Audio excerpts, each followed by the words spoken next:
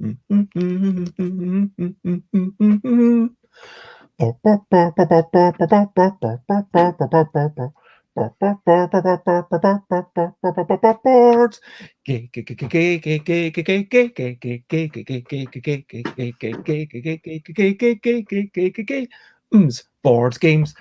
games, it's what we're talking about.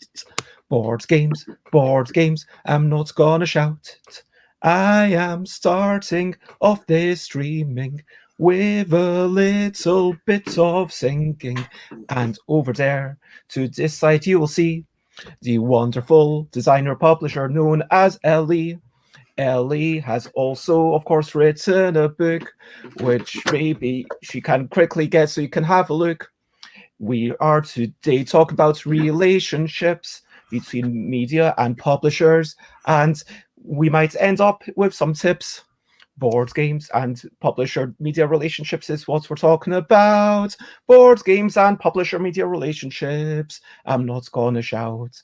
Hello and good morning, good afternoon, good whatever it is, wherever folk are.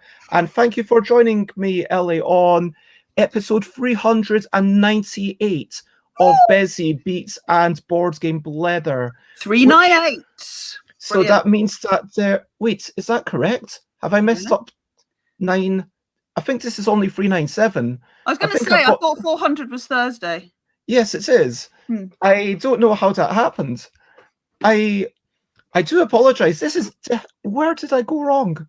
Where did I go wrong? Who knows? You'll have to check back through all the other episodes to see. No, yesterday was 396, so it's just this one's wrong. Okay, so I am going to can I actually edit it while you give a bit of introduction? But yes, today is definitely 397. We are discussing publisher media relationships, and it is lovely to have you here with me, Ellie. Can you talk a wee bit about yourself after we say a quick hello and good morning, Dutch Yoda from the Netherlands? Hello, Dutch Yoda from the Netherlands. Yeah, I'm Ellie Dix. I'm a designer and publisher. My company's called the Dark Imp. This is the Dark Imp. And I publish largely family games or games that can be played with a family of teenagers and parents. So they're not children's games. They're certainly more complex than some people might think of as family games, but they are designed to be played kind of across the generations. So I've done all sorts of different kinds of games from, I can see you've changed the number, well done. From games in bigger boxes to games in travel tins, games on coasters, games in crackers, on placemats, in notepads. And my newest thing, which I expect we'll get to announce what's coming up at some point in the show. So I'll tell you, there's an exciting announcement. Okay, well, of course, hello, Gunwuff. It is lovely, as always, to see you. Thank you for joining us. And today, with myself and Ellie, and possibly Peter, if Peter is able to join in. But even with the two of us, I'm sure we'll have a lovely discussion about talking about publisher media relationships, about how we connect with reviewers, about people who maybe talk about our stuff on social media, about when we send out stuff and how we can better promote our stuff in that way, but maintain some degree of integrity. That's what we're going to be talking about. Of course, as always, let's talk about some recent highlights, living life and seeing the sights, recent highlights, playing games and other delights, recent highlights. So yesterday, I started off doing a wee bit of Root. I really enjoyed that. I caught the end of Kelly Lee and Ben, who were last weekend from 12 until 12, Saturday until Sunday, doing a 24-hour thing to raise money, and they managed to raise well over £1,000 for a disease which breaks down the connective tissue between your joints, and it can lead to all sorts of nasty things. But it was great to see so many people come out to give them support. I had a lovely trip out around Alexandra Palace with Gunwa from the audience, and we played a couple of games, Plago and Army of Frogs. Have you played these two games, Ellie? Neither of them, sorry. So for those who don't know, Plago, you've got tiles. I wish I had brought them over from my bags. That would have been better preparation. Each one has various colors on it. You're trying to get your color to be entirely surrounded by the other color, if that makes sense. So get a solid shape of it. The other game, Army of Frogs, also designed by Johnny Annie, who also did Hive. And Army of Frogs, it's a wee bit simpler, unlike Hive, which is a bit more chess-like. Every type of piece has its own movements rule. In Army of Frogs, each turn you're moving a frog, and then you place a new frog, and then you refresh from the bag until the bag is empty, and then you're just moving frogs, trying to get all your frogs to be in one contiguous color, contiguous shape. And I enjoy both of these, and these are just games. I just enjoy exploring the systems of abstract games and seeing what is going on in these. Lovely day of wandering around with McCall, coming back, and yeah, it was a nice day. How about you, Ellie?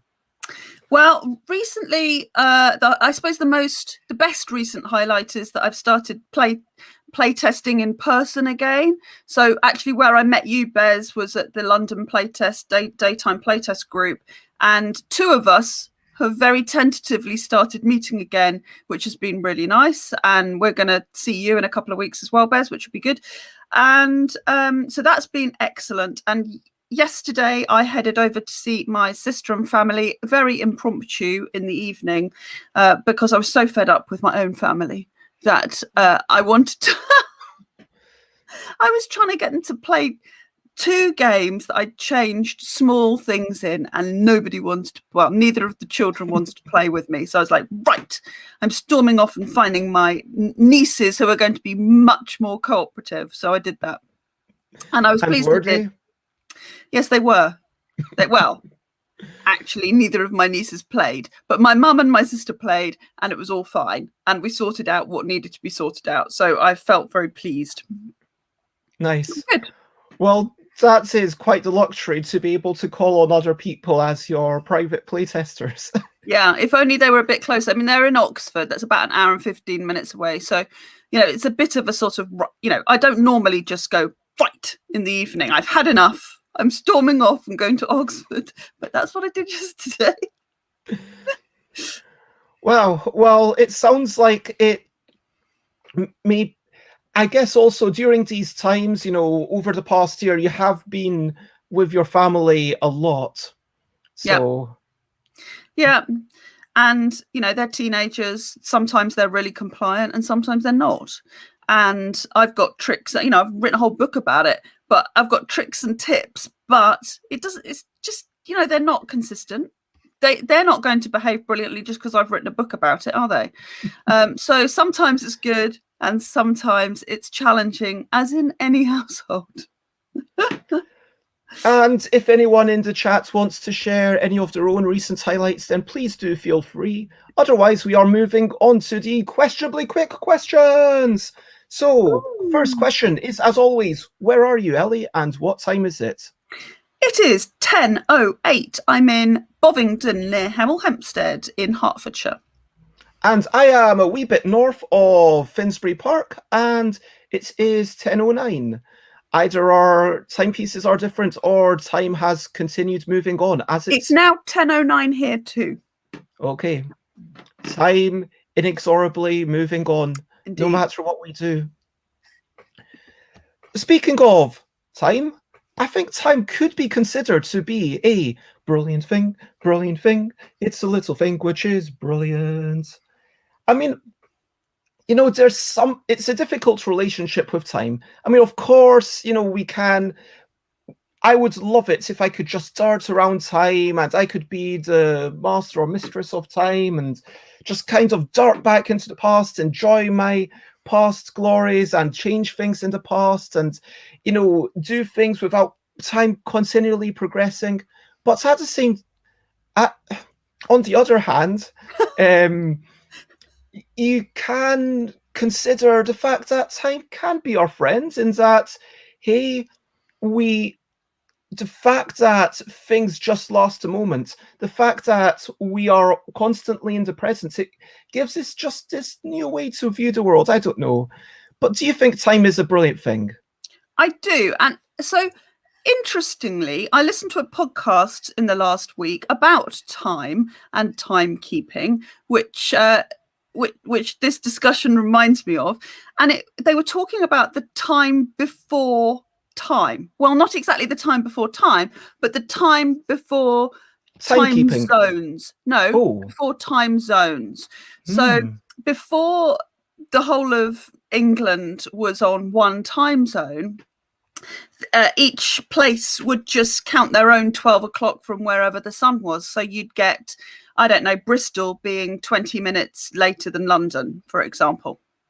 And it would be the same all over the country. And the main problem with that was the trains, because you needed to know what time they were going to leave. And so you'd have these people whose job it was just to be timekeepers, who would get on the train at London with the London time, and then when they got to Bristol or wherever they were going, they would show their clock, and they would do that at every station. They'd be the timekeeper and they'd show their clock to that person so that everybody at each station would know what London time was. And because they had their own time, their local time, but they'd need to keep up with what London time was. So they'd keep showing them all the times, and that's how they worked it. It was really interesting. And also they talked about the fact that in China, there's still only one official time zone. Did you know that? I had no idea. I did not. Isn't that amazing? It's such a huge country. And it really could span 5 time zones, but it has one official time zone, which is Beijing time, which is right on the east of the country. And so right on the west of the country is officially has to work with Beijing time, but local, they do have a local time, but when they're talking about the time, they have to check which one they mean. And apparently it's to do with their faith and their sect or whatever, what kind of time they'll talk about. It's really interesting. Wow. Anyway, we digress, but very interesting. No, I think that makes sense. And I think that the thing about time is it gives us sorts of puts things into perspective, and it allows us to get together at a certain time. Yeah. I mean, timekeeping itself, not just the fact that time is a time. And, you know, if there weren't time, just imagine for a moment, if there weren't time, like we would just be frozen in space, and without time there would be no future and there would be no past, and there would just be this one constant time. How rubbish would that be? Well, I think there'd always be time, it's just we might not refer to it as that. No, but I'm not saying without the human constructs of time. I mean, if in a universe, if there was no time, if there literally was no time. That is a lot to think about for a Monday morning. Well, maybe that's given someone else a bit to think about, of course. Feel free to comment, ask questions, follow as we get onto the main topic, which is discussing publisher-media relationships.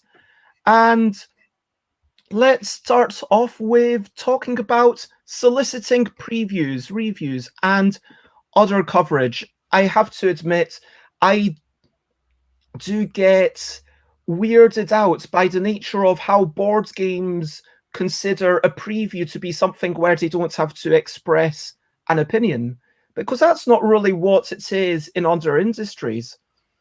But really? Yes.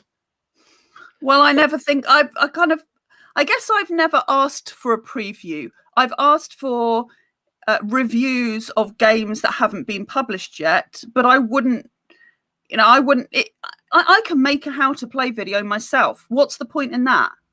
I mean, apart from getting to someone else's audience, then, if it's just a sort of overview video, then the only reason to do it is either if you're not very good at explaining things yourself, which would be weird if you're writing the rule book, or that you're just wanting to get to their audience. And okay, fair enough. But I always want to hear someone's opinion. I'm not going to be following somebody if they're not giving an opinion, really. I mean, you might be fine at explaining the rules yourself, but there is, when you've got people who have been doing it every week or every month for years and years and years, people like, of course, Bebo and Paul Grogan and Rodney Smith, I think you are going to get a better how to play if you go with one of these peeps. But of course, in that case, it is and these are very much a paid service. Yeah. But then people consider. I know that Forest Bower, which is really interesting, if you send a game, they say, well, if it's not come out yet, and if I don't really want to badmouth it, I will consider it a preview. But hey, if you're my regular audience, you know that a preview means that I think it's like maybe I'm not too sure about it, whereas a review means that I'm kind of recommending it. And that feels like a weird nudge, nudge, wink, wink state of affairs. And this isn't. This is actually quite common amongst the reviewer media community in board games. Okay. Well, you know more than me then about previews. I guess I'd never really thought about that. I feel that, you know, you've got, if you're talking about soliciting whatever it is, whether it's a preview or a review, I think, you know, as the publisher, you've got to find the people that are going to suit your game, and that's the most important thing you can do. There's no point in sending a party game to someone who reviews heavy Euro games or vice versa. It's just, you know, for a start, it's unlikely to get reviewed, so you're wasting the game. Secondly, if they do look at it, pick it up and review it, you're not going to get the best review if that's not the kind of game that they tend to play.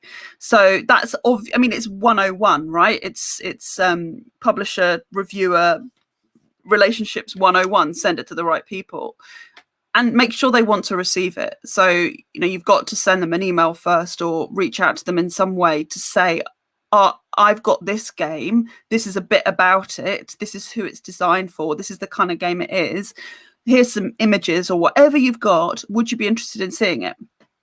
And then if they say yes, then great, send it. And if they don't respond, don't send it. There's no point, because they don't want it. They'd say yes if they wanted to see it. Have you sent stuff on a speculative measure where someone, or do you only send stuff where someone says, yes, I'll definitely review it?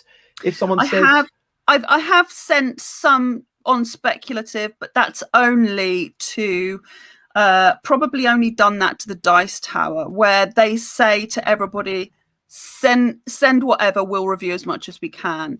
And, you know, a lot of my games aren't very big. So like I sent them my Coaster games. They haven't reviewed it to my knowledge. They might at some point pull them out and do it, but they might not. But it's not a big box, so it doesn't really matter. But I wouldn't send them other stuff, I don't think. And no, I don't think I would send things on spec if people just saying, well, we'll try and review it. Unless it's somebody you really, really want to review it. Yeah. That's the thing. Like, it depends. That's the last statements. Like, how big is your audience? How much do you maybe value their opinion or whatever? Yeah. I have given some copies of games to myself as well, to Tom Vassell, as well as Tabletop Gaming Magazine. Yeah. And I don't think anything that I've given to Tom has been reviewed, but and I don't think anything I gave to Tabletop Gaming Magazine was ever properly reviewed either, although they did feature the old Wibble++ deck in like the top Words games, which I guess came about because, you know, I gave them a copy. Yeah. But yeah, last week when I was discussing this with a whole bunch of peeps, Janice, Jess, and oh my gosh, I'm struggling, Nikita. And what we were talking about is that there's fundamentally three things. It's, as you just said, how big is a match for your game to their tastes? Secondly, how big is their audience? And thirdly, your own whimsy, like how much do you respect them, or how much would you personally like? Absolutely. Is there anything more to it? I mean, you need to check that. I mean, I'd always do like a Google search of their name before I'm going to send them anything, because we hear about people that have been caught up in discussions or arguments that maybe conflict with my own values. and it's really easy to not if you don't know that those things have happened, then you can miss them and inadvertently get caught up with somebody that actually has lost respect in the community. And if you haven't been party to that conversation, or you missed all that big Twitter discussion about them, then you don't know. So I think, and those things do crop up from time to time. So I think it's prudent to do a search of their name and check and see and make sure they haven't been linked with anything that you don't want to be linked with yourself. Yeah, I think those are the main things. Watching their reviews, or listening or reading, or whatever format they're producing reviews in, and make sure that you like what they're saying. That's important, because they have very different styles, these reviewers. Some reviewers will do things in 5 minutes, and some will take an hour and do a full playthrough. And what do you want? What suits your game? What are you missing from... it's great if you can have a range of those different things. If you've got some reviews that are written and some on podcasts, maybe you need some video stuff. So think about that in terms of the mix of media that you're getting coverage in, and how many of the audiences overlap as well. Sometimes the reviewers are real buddies with each other, and that's difficult to know. And you might get one review. I'm thinking of, like, I don't know. I don't actually know how much audiences overlap. But when you know that reviewers often work together or are friends with each other, it's possible that their audiences also overlap. If they are mentioning each other a lot in social media, then their audiences may overlap as well. So that's something to think about, though I don't know how much planning you can do around that. So would you actually be... And a quick hello to Rob. Thank you for popping in. Hi, Rob. Lovely to see you. And when the audiences overlap too much, would you actually be thinking, maybe I don't send it to this person? Well, I don't know. You see, it's an interesting question, isn't it? Because what we know about marketing is that it's more effective the more you hear about something. So you may well decide that actually this is a good strategy to have overlapping audiences, because if they hear about my game from 7 different people, they're much more likely to buy it than if they hear about it from one. So is it better?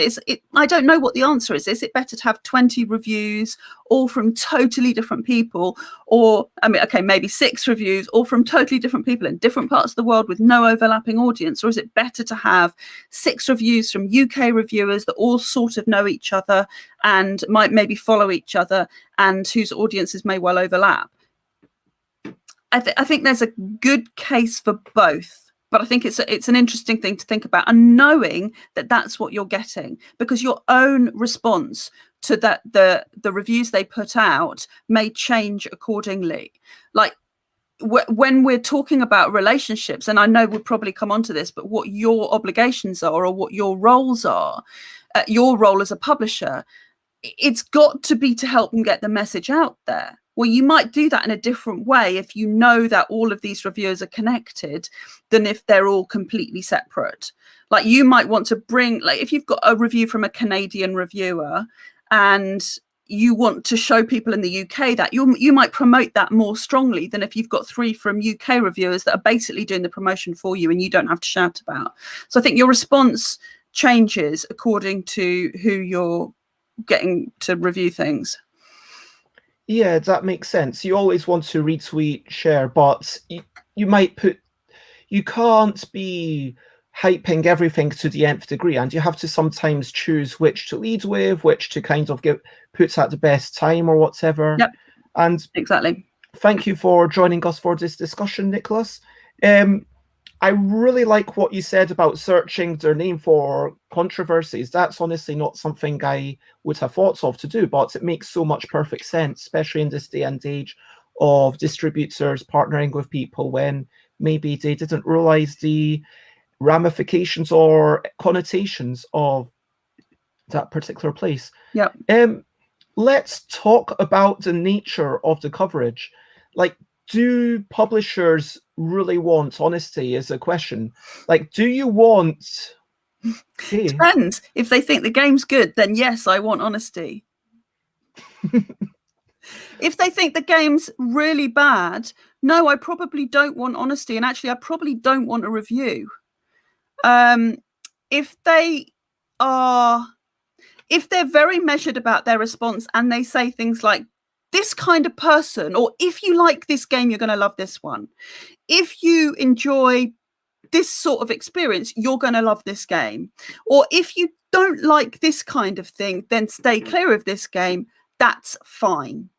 You know, if you're going to say there's a big learning curve to getting this game on the table, and if you're happy with that, if you're happy to, you know, spend an hour getting to know the game, then you're really going to love it.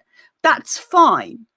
But if you're just going to trash the game and say how much you hate it, I don't really want a review like that. I'd rather not have the review. So, I mean, it would probably be, I don't know what other people would say to this, but if I'm being totally honest, this is marketing. The reviews are marketing, and you don't want bad marketing. Now, that's difficult, isn't it? Because you want reviews that are, from a consumer viewpoint, you want reviews that are honest and that are going to help you decide whether you want to play the game or not. And I've found bad reviews as helpful as good reviews, but I'm never going to go and play that game. So how can I say And when you say bad reviews, you mean negative reviews? I mean negative reviews, yeah. I mean, like, where the reviewer really hasn't enjoyed the game. If they've measured that with, I think you'll like the game if, that's different. But you know, I'm never going to go and buy a game that someone's really negatively reviewed if that's someone that I think has a similar taste in games as I do. So, and really that's why people watch those people or read what those people have to say or listen to their podcasts. It's because they like the same kinds of games. People choose to follow those people. So really, a negative review is not going to be very helpful for anything, I don't think. So, yeah, I mean, I think I've been in the other position where I've had things sent to me that that I don't like. Now, Of course, you've done some reviewing for Tabletop Gaming Magazine. Yes, and I also have reviewed things through my own website. Well, I get my son to do them, actually, mostly. So my response to that varies really considerably based on how I've received the game as a reviewer. So if I get a game sent through Tabletop Gaming Magazine, which is off the Asmodee release list, and I've had no personal connection, I'm going to be absolutely honest. I'm going to give you, for anything you read in Tabletop Gaming is my absolute honest opinion of what I think of the game. And if I get something sent to me by a really big publisher or a PR company, for example, I got sent the family version of Cards Against Humanity by a PR company working for that publisher. Terrible. Thought it was absolutely awful. Alfie wrote the review, actually, and pretty much trashed it on my website. But then I've been contacted by small publishers, people who are doing their first game, the designer has contacted me directly, and I have made that's a different proposition. These are people who are just starting out in the business, and I have previously refused to do a review for something that I think is going to be, that I can't review positively. And instead what I've done is I've done a 5-minute video, which is unlisted and only for that person, which is my honest feedback on the game for them. If they're making any adjustments to the game, this is why I'm not doing a review for you, because it's not going to help you. It's not going to be what you need from a marketing point of view. It's not going to help you sell games. But if you want to make your game better, this is what I suggest. And I couldn't think of another way that would be fair to the small publisher than that. That's really interesting, because I guess when you're a small publisher, you might actually be more in a position to take that feedback. Because, exactly. I mean, yes, from a big publisher's perspective, even Jamie Stegmaier makes a point of saying, I do not watch any reviews. And what the intent there is to say, I don't watch your review, therefore you're able to say anything you want about it. I don't want to focus too much on that one single person, but I do want to suggest that, yeah, a smaller publisher compared to someone who's not even going to watch the review, is certainly more likely to watch it. Especially in, I've watched every review of Yogi that I've seen, even the ones in languages that I can't understand. Sometimes I watched it multiple times, quite often, even in languages that I don't understand, because there's still a bit of, and if I, like, they haven't actually given any criticism of Yogi so far, so I've got more personal criticism of the game than any reviewer has so far, except one of them said you might want to sleeve the cards, which is very strange. And I said to them, hey, you do realize that these are literally washable. But anyway, that's completely aside. If someone's doing a criticism of Kitty Cataclysm, I am far more likely to be able to say, hey, you know what, I am going to act upon that. Antoinette Mason mentioned that maybe one or two of the numbers might possibly be a bit off in Kitty Cataclysm. I asked personally for more details, and after a long research with David Brain and kind of many hours of consideration, I have a second edition, which is currently hand-drawn, but it's got, I think, 5 cards have been very slightly modified. And the first was fine, but it's like just that incremental process towards iteration, and that's what a small publisher is able to do. Yeah, and I think you'd expect that in reviews. And I would expect that was a balanced review where it was predominantly positive and just a bit of a, I do this, or this is my niggles. And I think niggles are absolutely fine in reviews, because that's what you're expecting and you want people's opinions. And you've got to, it's a scary thing to do when you're a new publisher. It's really scary to send your games out there. And I avoided doing it for my first games. And then I thought, right, this is stupid. Of course, you've got to put your games out there. What's the point of making games if you're not going to send them to people? So, but I think that's right. That whole sort of, and I think it's linked with imposter syndrome, that you think, I've only just started, or I'm not good enough, and I'm going to be shown up as not knowing what I'm doing. And that's not the case. I mean, a bit like playtesting, the reviews help you get better. Because they tend to be reasonably well balanced, because they're going to notice the good things and highlight the good things. And then they might just have a couple of, I wouldn't, that's a bit annoying. I wouldn't have done that, or I wish that they'd do that. And I listen to those things and I think, right, I'm going to do that. Next time I reprint, or next time I make a game, I'm going to change that. I'm going to do that. Those things have influenced me quite a lot. Nicholas in the comments says it seems to be the person responsible for marketing. It seems to be your task to choose the style of reviewer that you feel more comfortable with. For example, if there's a reviewer that goes at it more journalistically with comparisons and recommendations, then you might choose that rather than someone who's entirely emotional. Yep. But the interesting thing is that Tom Vassell, for example, has literally put games into the dustbin or thrown them off the top of a, roof. And that's clearly to kind of get a reaction, to make a statement. And yet we both continued to send a game. I mean, is it just folly? No, but it's not. I mean, I think you've got to have some confidence in what you're putting out there. If you actually think that by sending your game to Tom Vassell, he's going to end up throwing it in the dustbin or chucking it off a roof on video, then you probably shouldn't send it to him.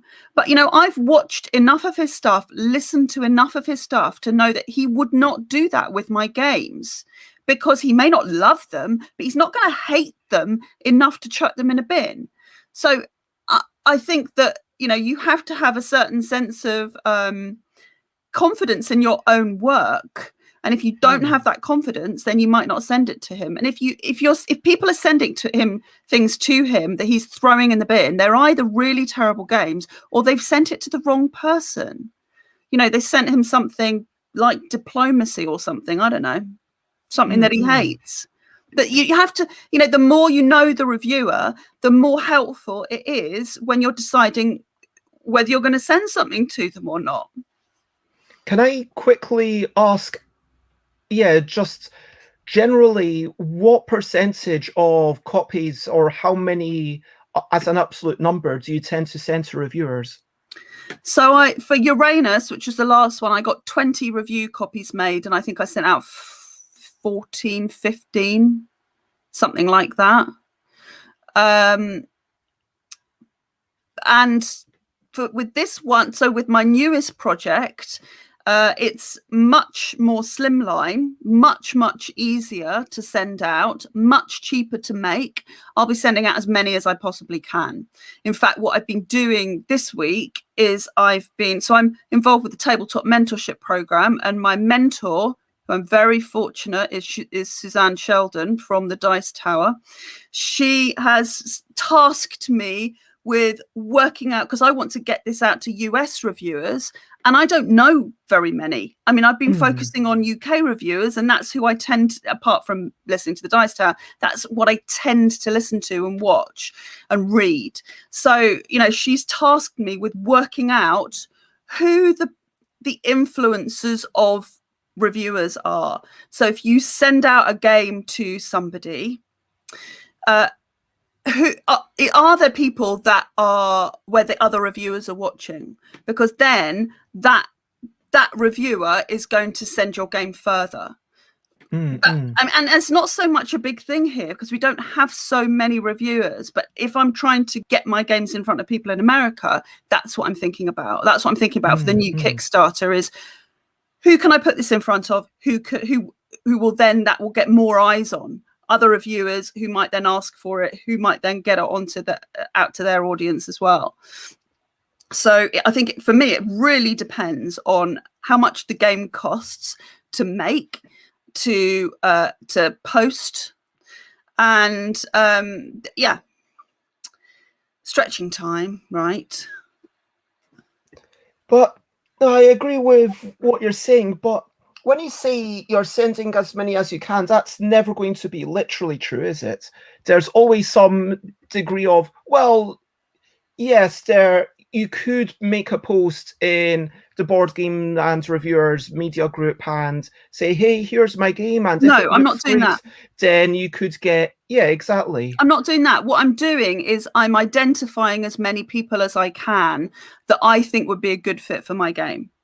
And I'm also asking my UK, I say my reviewers, it sounds like they're my own reviewers, but the people that I've developed a relationship with who've reviewed most of my games, I'm asking their advice. Whose channels do you watch? Who do you listen to? Who do you respect? Who do you think would also like my games? Who should I send my games to? I'm trying to expand my network of reviewers. And that has been really helpful because those people know my games because they've been playing them. They know the range of games. So I've got some really good, some really good advice and some specific people to go to, which has been, super helpful. So no, I'm not putting it out there and saying, who wants to review my game? Because then you'll get loads of people who you can't manage that. But I'm capping it really in terms of how many people I can find that I want to send it to, rather than just who wants my game. And Rob makes a slightly, well, I think a really good point, actually. I wouldn't agree it's glib, but if you don't have confidence in your work, why are you doing it? To publish a game, you need to believe it is good. Of course. And the thing is that all those people whose game Tom Vassal chucked off a roof, those are people who probably believed that they had good games. I mean, I guess at some point as a publisher, the skill of being a publisher is having some understanding of actual reality and how good the game really is. Yeah, there's a difference, isn't there, between designing and publishing, of course. And if as a designer as well, you need to have that skill. Yeah, I mean, you're going to make better games if you have that skill, for sure. But, if it's the classic thing of if you're designing and you're only testing with friends and family and they say, oh, yeah, oh yes, that's brilliant, well done. And then you say, well, I'm going to do a Kickstarter, and you manage to fund that Kickstarter, and then you make your game, and then you send it out there, and all the way along nobody's played it except your friends and family. Then you're not getting a good, you know, a true picture of how good that game is. And so you may have this inflated sense of what your game's like, and it goes back to that. It goes back to make sure you're testing it with people who aren't your friends and family, with other game designers, with people who understand the process, and with people who play loads of games. It's really, really important. And yeah, and yeah. So I guess sending it out to reviewers, getting it, putting it in front of strangers, that's kind of testing your ability to measure whether something is good or not. And last year I pitched something to 2 publishers that had only played once, and I do that now because I believe I have a good enough mental model to be able to say, yes, this is a good game. And the fact that both of those publishers said, yes, this is a good game and will take it away, probably shows that my judgment isn't completely terrible. Yeah. And, you know, the fact that, you know, sometimes I need to kind of big myself up, and it's not just me bigging myself up for the benefits of others, but for the benefits of myself, to say, you know what, there was a time when I believed that In a Bind might sell 1 million copies eventually, and, you know, the fact that, hey, it's not there yet, but it's, you know, more than 20% of the way there, you know, that's a sizable impact. And like, sales aren't everything, but, you know, the fact that other people are getting into the L deck, the fact that you actually found it of value to buy a copy rather than, and yeah, I think this is the thing, like, reviews, people who are playtesting just random strangers, people who are actually willing to be honest with you, asking people to part with their money, those are things that actually measure, is this good or is it not? Yep. And yeah, maybe and sometimes it's about the marketing as well, right? So, you know, if you've got a game that is very nasty, you know, in terms of take that and beating up on your fellow players, figuratively speaking, then you need to publicize it as that. You don't want to pretend it's some nice set collection, gentle, no interaction game. And you don't want the artwork to give the impression that is, and the graphic design. It needs to be clear the whole way through, from the name to the subtitle to the artwork to the blurb, to everything. It needs to be clear what kind of game it is, that that's a sniping game, or that that's a take that game, whatever it is. Because then when the reviewer picks it up and plays it, they're far less likely to be surprised by that. You know, it's that mismatch of expectation that sometimes causes a negative review. I thought it was going to be nice, you know, it looked like it was going to be this, and it actually wasn't. And, you know, I was a bit disappointed. It looked like it was going to be some sort of tile placement, but it was actually a war game, and I don't like war games. You know, I didn't like that. And so making sure it is clear what kind of game it is, I think, is really important. And of course, that clear branding and, you know, is going to be something that helps it get off a shelf and get to the right people, and then helps it propagate itself. But let's talk about obligations. What are a publisher's obligations to a reviewer or any other media partner? Well, a publisher's obligations to a reviewer, I don't think there are obligations as such. I mean, I think you're obliged to send them a copy of the game that isn't beaten up, you know, that they can play, that is going to photograph well, and that they can keep. And I think you have to be happy for them to do what they want with the game after they've reviewed it. So it's their prerogative if they want to sell it on, no problem. You're not expecting them to keep it and add it to their collection for ages. But I think that if you want to develop relationships, so it's not so much obligations, but it's, you know, if you want to develop relationships, there'll be, you know, proactive things that you can do, like sending them a Christmas card and, you know, just checking in with them every now and then. You're not just emailing them when you want something. You're you're building a relationship. And I don't think that's an obligation, but I think that that's just good common sense when you're building relationships with people and networking with people and developing your business. You want to be known as somebody that isn't just asking for stuff all the time. It needs to be more of a, you want to follow what they're doing. You want to comment on their reviews. You want to share their content. And so it's more of a two-way thing. You're giving and you're getting as well. Hello, Time Roller. Lovely to have you with us. And yeah, I think that commenting on videos is something that's really easy to forget to do. I think it's important once you've watched frankly, if you want to even have any mark, it's kind of like, yes, people, even if they're scanning those things, it's like, okay, they become vaguely aware of your name. Just going onto a Twitch channel and saying, hey, just kind of popping in to say hello. And sometimes it can feel like, oh, if you're popping in to say hello, but then you're leaving within 5 minutes, that's a bit rude.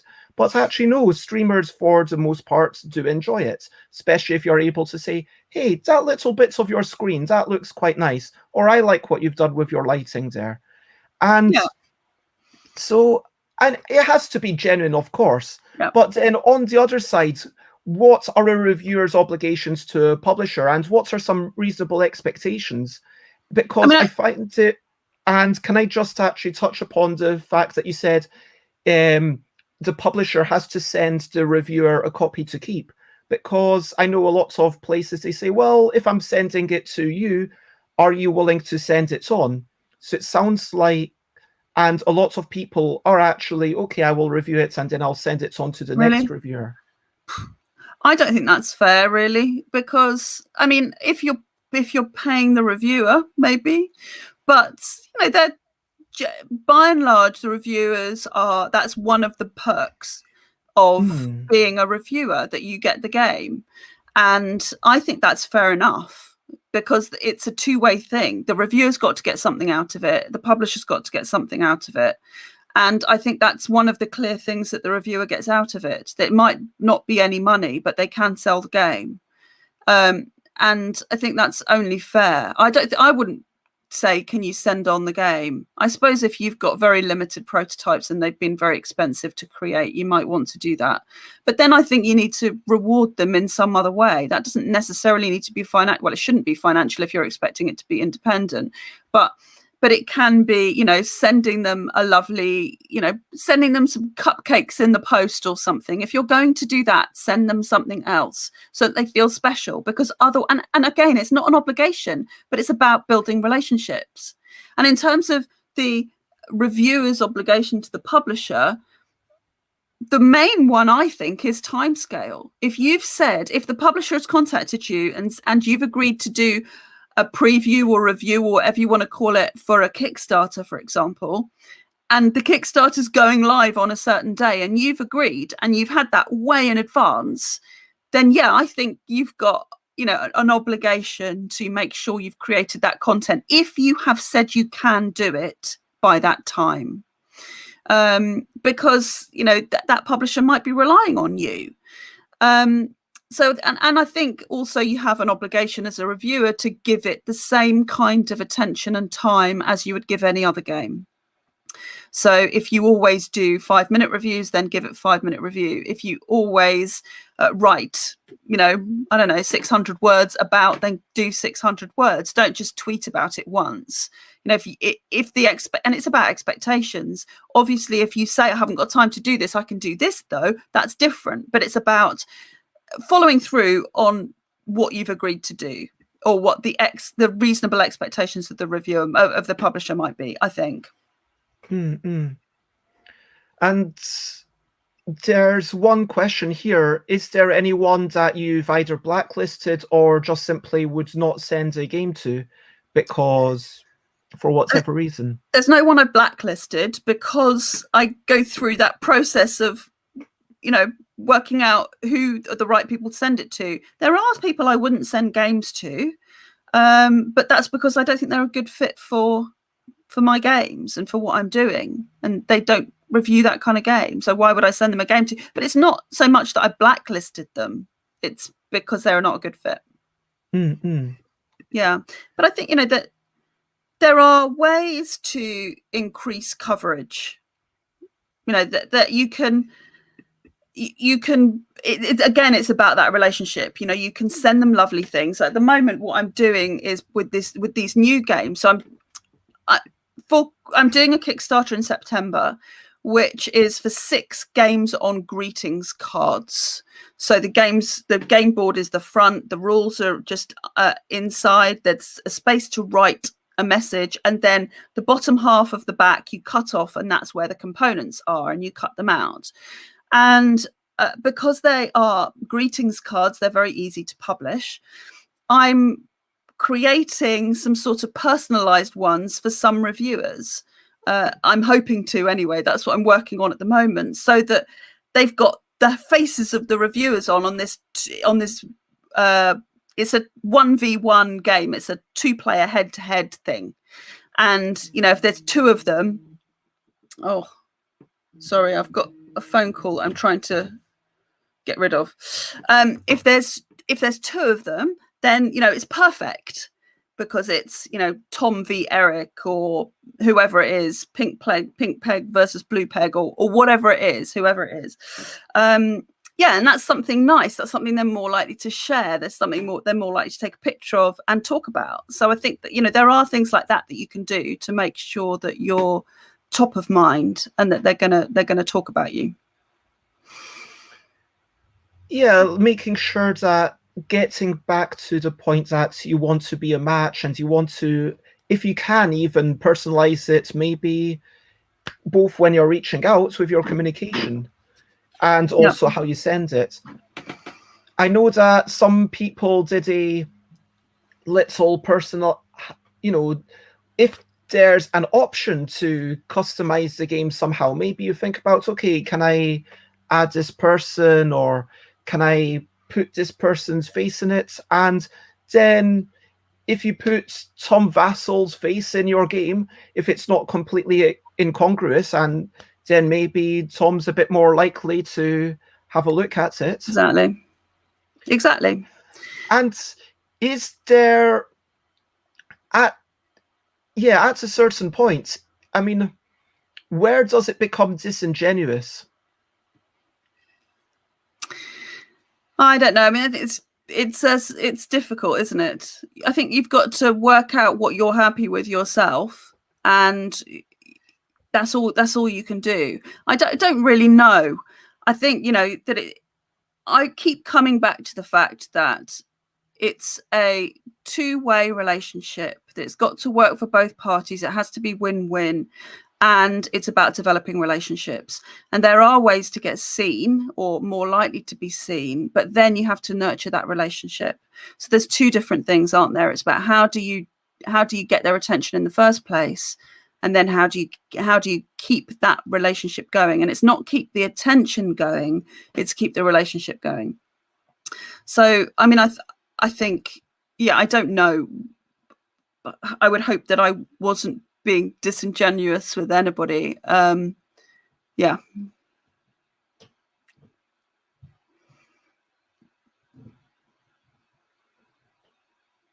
Oh, you're on mute, Bez. Sorry about that. I just very quickly had to do a tweak for the stream. But the penultimate question I want to ask is, are there ways to, you've already talked about, you know, commenting on other videos, of checking in occasionally and sending messages to cultivate that relationship, and sending Christmas cards, which I assume is something that you are doing. Yep. And what other tips or ways to improve publisher media communication do you have? Well, there's one other thing that I did which went down really well with the reviewers, which was I did a compilation for the last game, which is coming out at the end of the month, Uranus, which was on Kickstarter in March. I had quite a number of different video reviews. I'm thinking 5 or 6 different reviewers did video content, maybe more. And I did a compilation. Well, I actually paid somebody who knew what they were doing to do a compilation of the videos. And the compilation lasted 4 minutes. And it was really well edited. It was really well curated and put together. And it had this sort of overarching theme. And it was funny.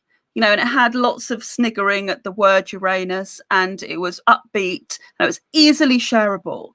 Now, if you're a reviewer and you've created a 15-minute video or a half an hour video, or you've done an hour and a half playthrough or something like that, then it's hard. That worked for both of us, because for me, I know that on that Kickstarter page, people aren't going to watch every video and find the nuggets from those videos. And also the reviewers know that some people are going to watch all the way through a playthrough and other people aren't. They want to know what the opinion is, and they might scoot to the bit at the end where the opinion is. If you don't know where to find that opinion in the reviewer's format, then it's great if that's been pulled out. So this compilation video had all these different reviewers on. They appeared multiple times. It was good for them because they were, you know, they had snippets of what they were saying. They got a bit of media, bit more coverage, and everybody was sharing it. And it was great. It was a brilliant video. So it was good for them. It was good for me. And I'm going to do that every Kickstarter campaign, because in the 24 hours after the video was published, the campaign took a big jump up. And I didn't put it out at the beginning. I put it out about 7 days in, and it took a big jump up then, which more than covered the cost of making the video. So it was definitely worth doing. And it just gave it a little kick halfway through. So I think that worked really well. I'm going to carry on doing that. And presumably you would do that for day 1 of the campaign in future? Probably, yes. I think probably pre-day 1 if possible. Some of the thing is, not all reviewers send these reviews by day 1. Some of them say, "Oh, I'm sorry, it's going to be a few days late." So it depends if they've all come in and someone's had time to edit it. But I wouldn't worry if I couldn't do it on day 1. I would do it on day 7 again. And Time Roller has a quick question. If I'm doing a preview of a game and find an issue with it, should I sugarcoat the review, or should I contact the publisher and let them know the issue and ask if they want me to continue? What's your opinion on this? I think it depends how you got the game. I think if it's come to you through a big, you know, from a big publisher, through a third party, PR or magazine or something, you've just been asked to review it, then I just review it, or preview, you're saying. Well, actually, with the preview, I suppose the game usually hasn't been gone to publication. So it might be that it's a very good idea to go back to the publisher and talk about the issue. Certainly with smaller publishers, I definitely do that. And I've had that. I've had reviewers come back to me and say, "I've got these questions or these potential issues. Can you tell me what your plans are for the final version?" And that is a common question that reviewers have asked. What are your plans for the final version? Is anything going to change? Because I need to know that when I'm writing my review. So I've had somebody say, you know, there was a slight issue in the preview. There's a slight issue in the rule book at the moment about this, but I've had confirmation from the publisher that this is being changed. So that is then balanced. So I think you could probably go back and say, for a preview, go back and say, "I've got this issue with it. Do you want me to continue?" But I'd be balanced if you can, like pick out all the good stuff. I mean, I don't think anyone should sugarcoat it, as in skim over it.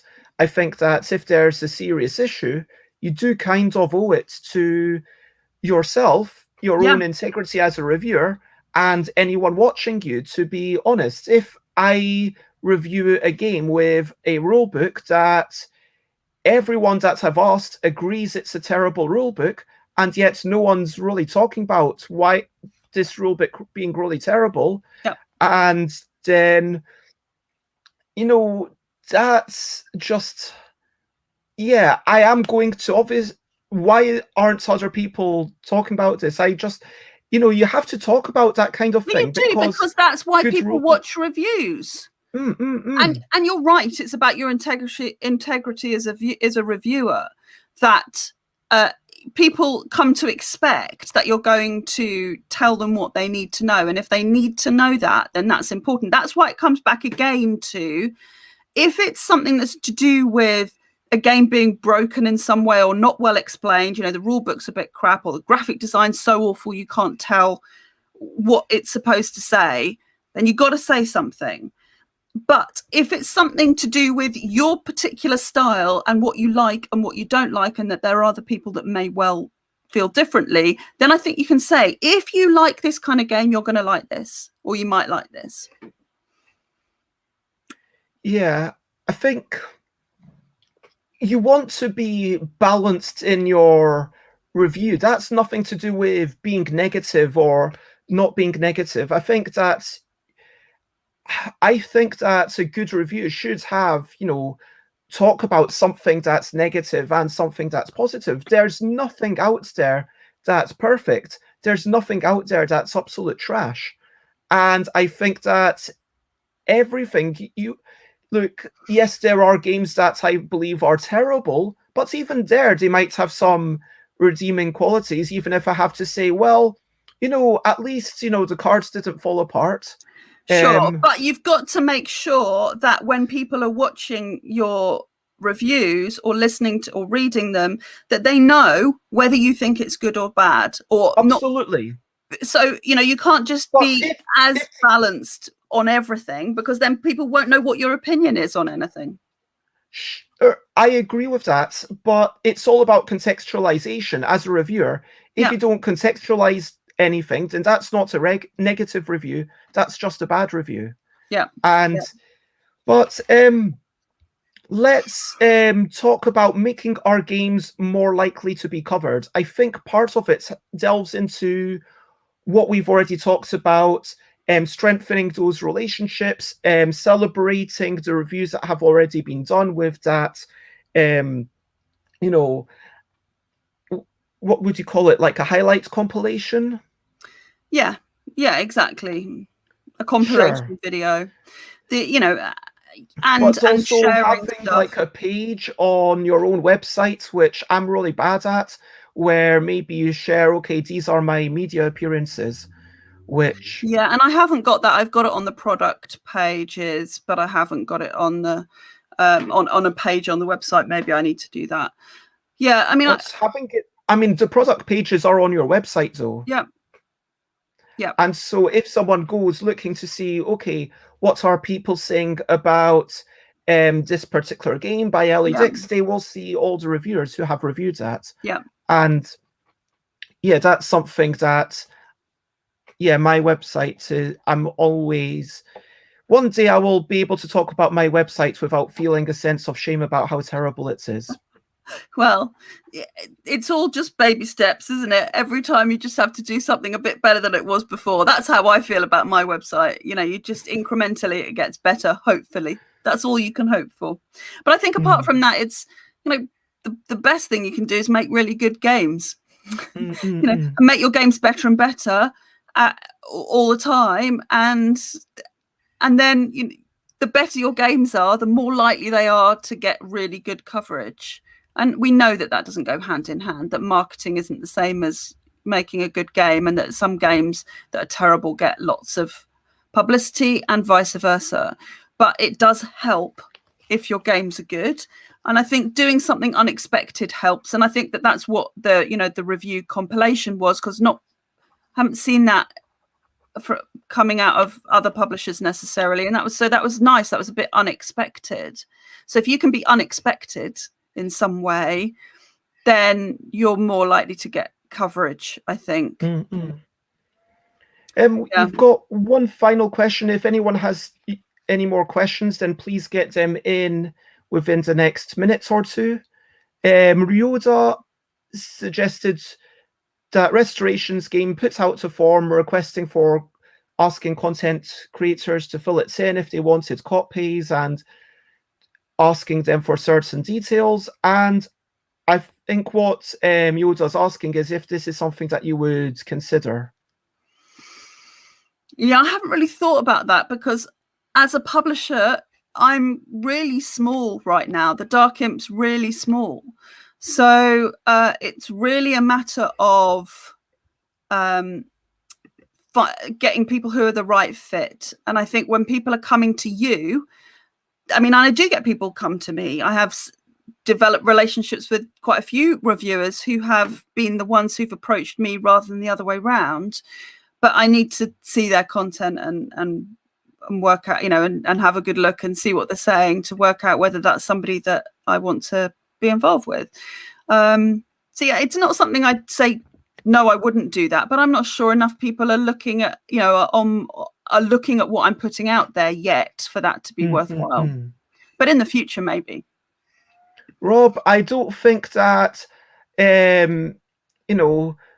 the notion that Uranus can sound a bit rude is unexpected in the slightest. No.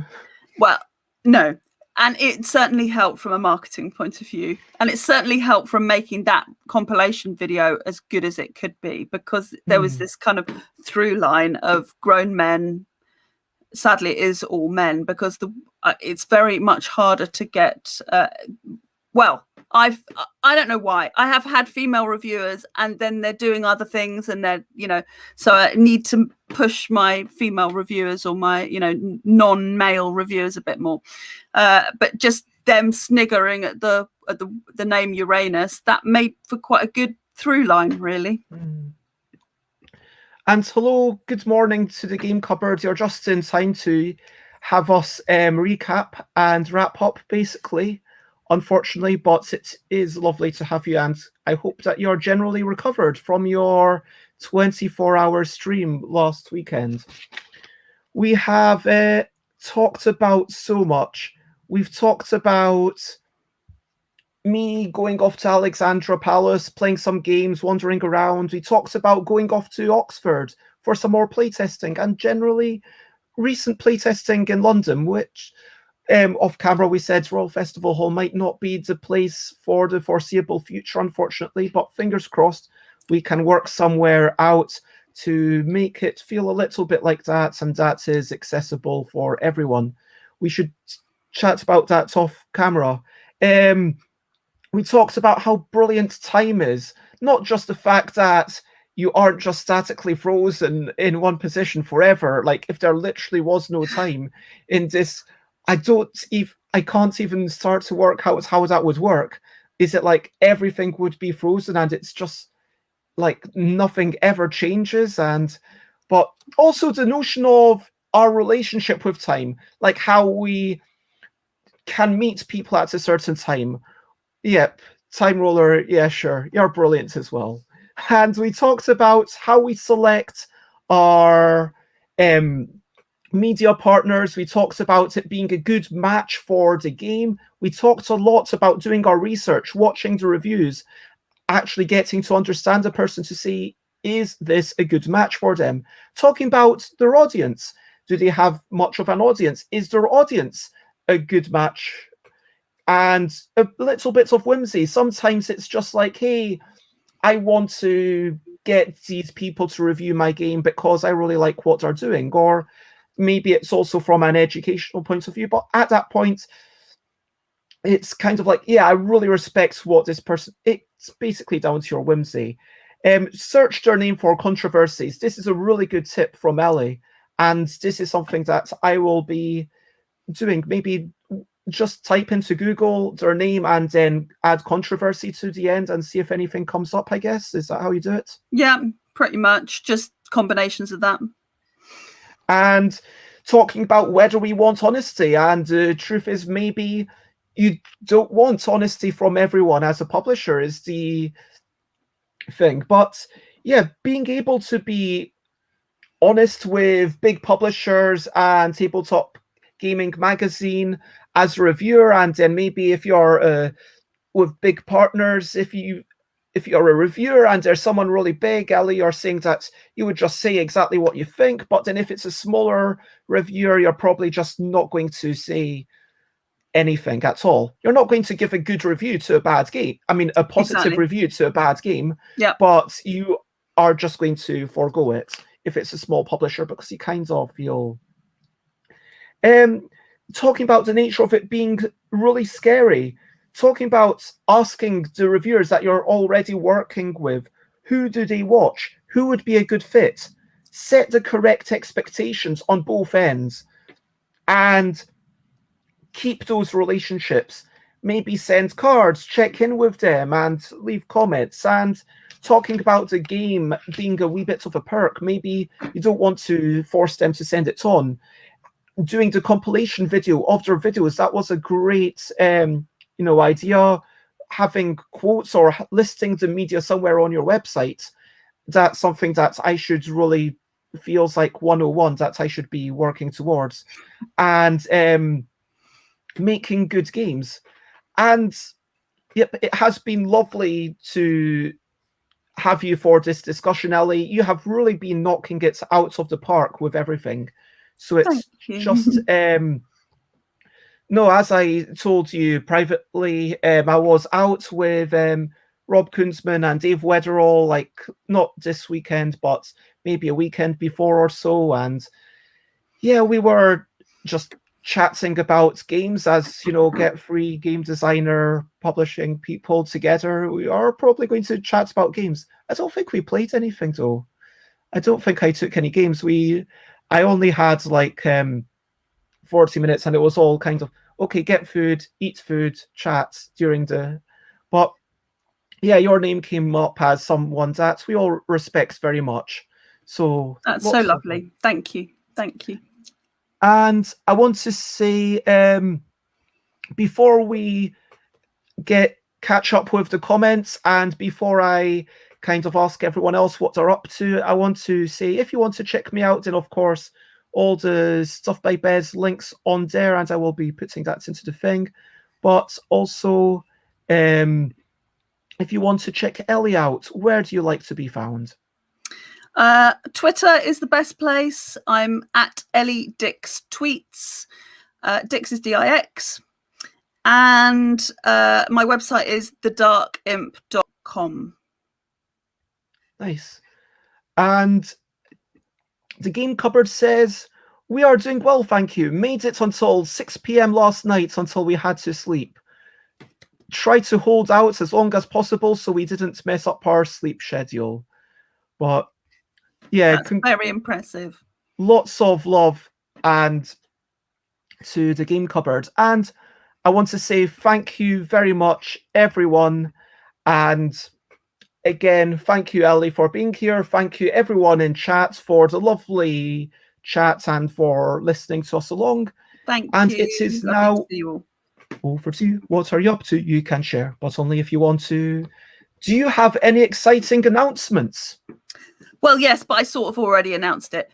I just announced yesterday that this Kickstarter in September is going to be for 6 games on greetings cards. And all of the games are inspired by classic board games. So the idea is, so there's Guess How, there's Enemy Lines, which is inspired by battleships. There's a range of games for different player counts, different accessibility ratings. So, you know, if you and they're designed to be giftable. So as a board gamer, you want to hook people in, you want to send games to your family. If it looks a little bit like Snakes and Ladders, well, actually it looks quite a lot like Snakes and Ladders, but it's a worker placement game. Will you hook them in? So there you go. So who knows? Let's see. Snakes, Ladders, and a Pogo Stick. It's called that one. 6 different games, all inspired by different classic games on greetings cards. So some of them are as simple as what are inspired by. They're all some of them are obviously inspired by something. So Snakes, Ladders, and a Pogo Stick looks like a Snakes and Ladders board. And it obviously in its title, I'm not worried about intellectual property with Snakes and Ladders, right? But you are actually making a very different game there, it sounds like. It's a very different game. It's still you're racing to get to the end of the Snakes and Ladders board. Still, the ladders and snakes do what they normally do, but it's a worker placement game with variable turn order and a pogo stick, which changes the movement mechanism as well. So it's an interesting movement mechanism. You can there's no dice. There's no dice in sight. So the movement's all changed. There's one called In the Drawing Room with the Hatchet. I think you can probably work out what that's inspired by, but it's a programming game. So there is an element of deduction, but it's a programming game. And there's one called Splinter, which you could see by the board is inspired by Twister, though it's different colors. And it's a totally different game. It's not a physical. It's a party game involving paper that you have to cut up. That does sound really cool. I mean, you did a lovely job with the coasters, and I think, you know, your ability to get interesting games into those tiny formats continues is, yeah, I have lots of respect for you. Thank you. And it's what I'm really, I think I'm going to forget it going forward. I'm going to put bigger games on hold and probably pitch them out to other publishers and focus on the small formats that are easily published, that are easily manufactured, that can be manufactured in the UK. So I'm not reliant upon, bits from China and things coming and that don't require a lot of assembly, because as a small publisher with, a growing audience, those are the considerations. So, and that's what's going really well from a sales point of view. So that's what I'm going to be focusing on. I think that, frankly, being led by sales it makes sense. Ultimately, you are trying to turn this into a living, and so that is the only way. But it's also about being different as a publisher, isn't it? It's about what's my niche as a publisher. And if I can be the person who creates, or be one of the people that creates games in these interesting formats, I think that's much more, I can do that. I can publish those things without it being a huge headache. When I have a big enough audience to publish big box games with, where I can go to a manufacturer and get 3,000 copies, I might do that. But in the interim, then I'm going to be trying to license them to other people. That's the plan moving forward. Makes a lot of sense. And if anyone else has anything that they wish to share, then of course, feel free. I personally am probably going to be having wee bits of food, doing a wee bit, and Monday afternoons/evenings are officially my day off. I'll probably be doing a bits of reading, maybe, wee bits of tidying and some household chores, if you know what I mean. Very good. But, yeah, that's it. Of course, I'm doing half as many streams as I did last week, but I am doing some more hours, because tomorrow I am meeting Julia Schiller, same time from New Zealand, a publisher with Cheeky Parrot Games, in the afternoon, 4 p.m. UK time, with Stop, Drop and Roll. We are going to be playing something on Board Game Arena. At 8 p.m. we will be playing The Most Like a Pineapple, which I don't know, is it an accolade to say as featured in Tabletop Gaming magazine? Yeah, it is. Yeah, I saw it. I got my copy yesterday. Looks very nice. Thank you. I mean, I'm a bit worried because, it's a lot of text, because it's like 2 games onto 1 page. Hopefully people will read it. No, it's well spaced. It looks good. Okay. But yeah, we'll be playing The Most Like a Pineapple, which is a game all about silly debates, and it was good enough to be mass-produced in a magazine. So, and then Wednesday will be Game Making with Reed Sanchez, and that will be episode 399. So Thursday will be the special 25-hour 400th stream, which will be starting at my regular time of 10 a.m. UK, and it will be going on until 11 a.m. UK time, but the next day. And I want to give all the peeps who have already confirmed their presence. So far we have James Naylor, Matt Warwick, Eric Slauson, Joanne Flavin Loisier, distributor, Sarah Siles, publisher, Grace Kendall, who does the mentorship program, Mike Bonet, who does Who What Why, Casey from Nigeria, who sets up, who's basically Scott Moore, Uli Blenneman, Rob Harper, Tobina Nwasu, Gil Hova, Anna Maria Jackson. Oh wait, Anna Maria has to had some personal issues, but you know, it's possible that someone might have some major disaster come up. But Debbie Moynihan, Vertessa, Julie Ahern, Mike Nod, Mark Cook, Kathleen Mercury, Dave Murcutt, Panic, Idol Michael, Scrappy Kid, Peter Hazelwood, Mil Tamea, Daniel Danzer, Maya Scripel, Ambi Valdez, Nicole, Janice Turner, Jessica Mederingham, Rita Modal, Jason Johnson, Isaac Vega, Alan Paul, Scott Halday of Boards Game Geek fame, Suzanne Sheldon, Heather Newton, Frank West, Alex Cannon, The Cardboard Kid, Dominic Crapuchette, and Eric Lang. Amazing. And I'm going to try and pop in, but I've got a busy day, so I will get back to you on it. Well, fingers crossed you can make it, even if it's maybe early on Friday morning, when I will be very exhausted. 8 a.m. Alan Paul will be taking over for an hour so I could attend to bodily functions.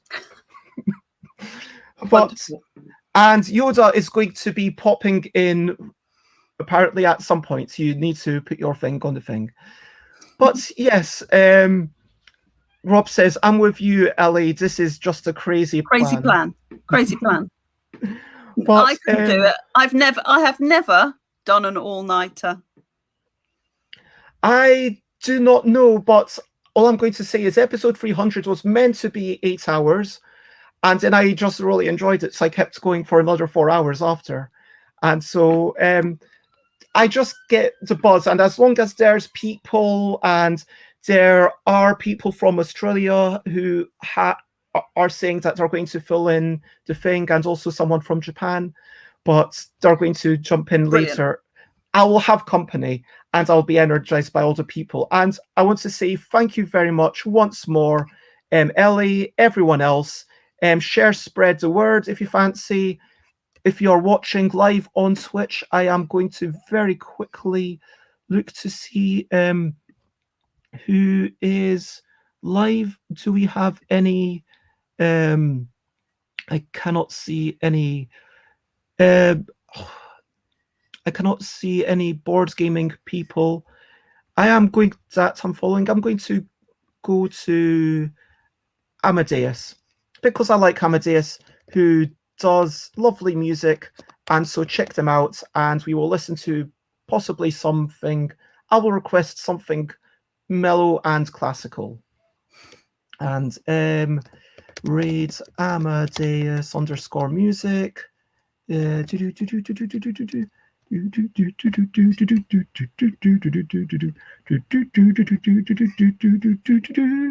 So lots of love to you all, and please do copy paste and try to help us make a splash. For now, there is only one thing left to say, and that is, of course, bye bye bye bye. This is a goodbye song. Bye bye bye bye. Thank you for watching along. Bye bye bye bye. This is the end of the show. Bye bye bye bye. And now it's time to go. Bye bye bye bye. This is a goodbye song. Bye bye bye bye. Thank you for watching along. Bye bye bye bye. This is the end of the show. And bye bye bye bye. And now it's time to go. Have a wonderful day, everyone. Bye. Bye-bye. Bye-bye. Bye-bye. Bye-bye. Bye-bye. Bye-bye. No, see you. Bye. Bye. Bye-bye.